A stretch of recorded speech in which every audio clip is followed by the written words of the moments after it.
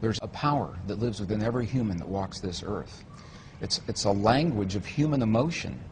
And the power of human emotion that we typically discount in our culture, not so in other cultures, but in our culture, the power of that emotion to literally change the conditions that we're talking about, the conditions of the healing within our bodies. And what the experiments are showing is that this power of emotion has the ability to influence not only our bodies biologically, but beyond our bodies into the physical world on the quantum level. It is a powerful language that other cultures apparently know very well. And in the West, when science came in, science discounted the effects of things that cannot be seen and measured directly 400 years ago. And now they're coming back full circle with the language of quantum science, reincorporating these forces, but the feeling and the emotion and the power of human emotion is among those forces that cannot be seen. The laboratory experiments are documenting the fact, and it is a fact now, that human emotion changes the DNA inside of our bodies and the way we function in this world, and that those effects extend beyond our bodies into the physical matter of the people in the world around us when we learn that language. And it leads us to the understanding that science is simply a language that describes our relationship to ourselves, to one another, to our world, to the universe beyond it. It's a language that describes, in very technical terms, how things work, the mechanics, the nuts and bolts, and how we function within that mechanism that we call life in the universe. The best scientists will freely admit that our science is incomplete. There are a lot of things science simply cannot explain right now. But what if we take the best of the science that we do know and marry that with the languages that have always been here, the languages of spirituality, and those indigenous understandings that tell us we're part of this world and we're part of one another, we're part of a greater creation. We're not separate from these things. What if we marry those two ways of knowing into a greater wisdom? Where will that lead us? The line between science and spirituality is getting very fuzzy, and especially in the language of quantum physics. And if we can flesh out those missing pieces, and it helps us to become better people and create a better world, why wouldn't we want to do that? We already know what it's like to have a world where we all feel separate and we feel like there's not enough to go around. It's a world based in competition. We know where that world has led so far. Let's try something different.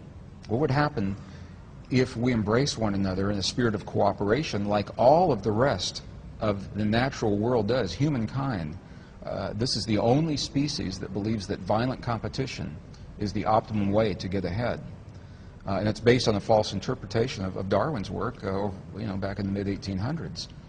But all their species in nature, without fail, show that cooperation among the species will always produce the strongest of the species, the greatest number of offspring, the greatest ability to meet the challenges of whatever it is. In the bottom line, it says that you and I and our listeners, we have a latent power. It's dormant. It's sleeping within us.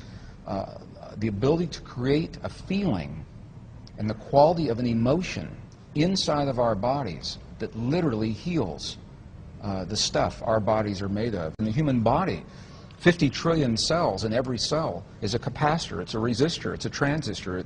It stores energy, it releases energy. Every cell in our body has about 1.17 volts of electrical potential.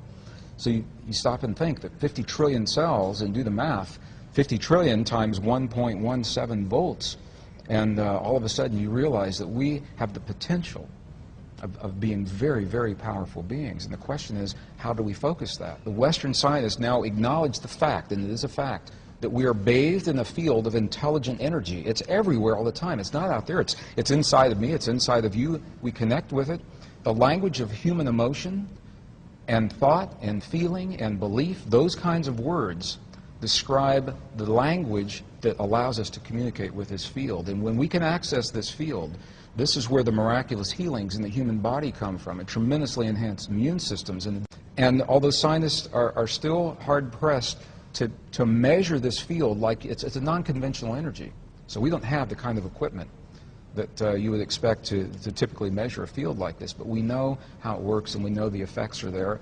Other cultures have known it for 5,000 years. So it's marrying the best science of our time with that ancient wisdom. Not only are we not told that we're powerful, we have been led and conditioned in our culture and in our families and our society to believe that we are not powerful, and that power lies somewhere else, that it lies with a church, or it lies with an organization, or it lies with a doctor, or it lies with a scientist, or someone who has knowledge and power that we do not have. And so when we find ourselves faced with situations in our lives that push us to the very edge of who we believe we are, we believe that we have to go to someone else. So it's about personal responsibility, personal power, and recognizing that we are part of rather than separate from our world. And it's not about controlling or manipulating or imposing our will. It's about us participating and cooperating as a living organism that we call humankind to shape the destiny of our future. And that's why I'm so excited, because every person is a key element. The key, Robin, is unresolved frustration, unresolved anger. That's where we get in trouble with our bodies. We all feel those are. We all feel them because they're signals telling us about our environment, what's happening in the world. We want to feel those. The key is when we do feel them to recognize what they're saying and what to do about them, what they mean to us personally, and to resolve and reconcile whatever it is that is being brought to our attention in that moment. And the language of our heart speaks to the stuff our world is made of, to our bodies and to the physical reality of this world. The world will mirror back what it is that we're feeling in our hearts. When we're feeling anger, hate, jealousy, rage, you're going to see it in your relationships, you're going to see it in your health, you're going to see it in your body. Intuitively, we know that. And the flip side works as well. The key is to hone that feeling of peace or of healing, to feel the things as if they've already happened, to feel the peace in our world as if it's already happened, or the healing in our loved ones as if that healing has already happened. And in that way, we are giving this field something to work with, so it can mirror that back in the quantum world. Yep. And there are all kinds of self-help. Everyone learns differently, so what works for my anger and your anger or someone else's may not be the same thing. But the key is to honor the language of human emotion in our hearts. Forgiveness is vital. It's necessary for us to move forward in our lives. We'll all have experiences where we feel betrayed or hurt, where we feel that something has been taken from us by those who had power over us, either physically, emotionally, materially, something like that. We'll all have those experiences. The key to transcending those is to get past them, and you can't get past them by sweeping them under the carpet. Compassion is the word that the Buddhist traditions, we go in those monasteries in Tibet, they look at what's happened to their lives and what they've lost, and you're hard-pressed to find an angry Buddhist in the monasteries in Tibet. And in the pre-Judeo-Christian traditions, there was a sect called the Essenes, E-S-S-E-N-E-S. They wrote entire texts about how we get through those times in our lives, and they said what we do is we bless the things that hurt us. When we bless the things that hurt us, we're actually acknowledging, bringing that forward, just saying, yes, it happened, and then that allows them to work through that energy and to transcend the energy. When you bless something long enough, it's just something that everyone has to experience on their own. It actually changes chemically what happens in our bodies. And when we understand that the world around us, and this is the language of quantum physics, when the world around us, we understand it's nothing more and nothing less than a mirror of what we have become from within. Our anger, our hate, our rage, our jealousy, as individuals, is mirrored around us, and collectively, our love, our compassion, our forgiveness, our understanding. So I think this is the generation that gets to learn that new way of being and embrace. And I acknowledge as a scientist, this is a very different way of thinking about the world. It's very different from what I was taught and trained and conditioned on the one hand. On the other hand, it's what the science is showing and the evidence.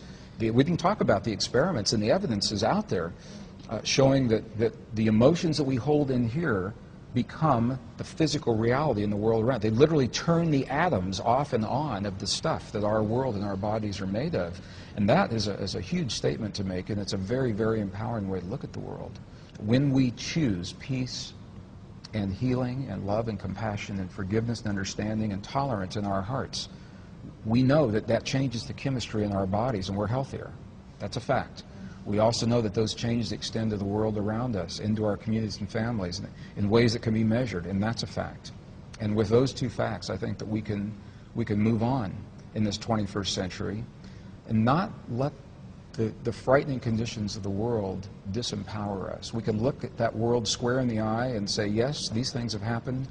There's a power within us, and maybe we'll outgrow the need for war.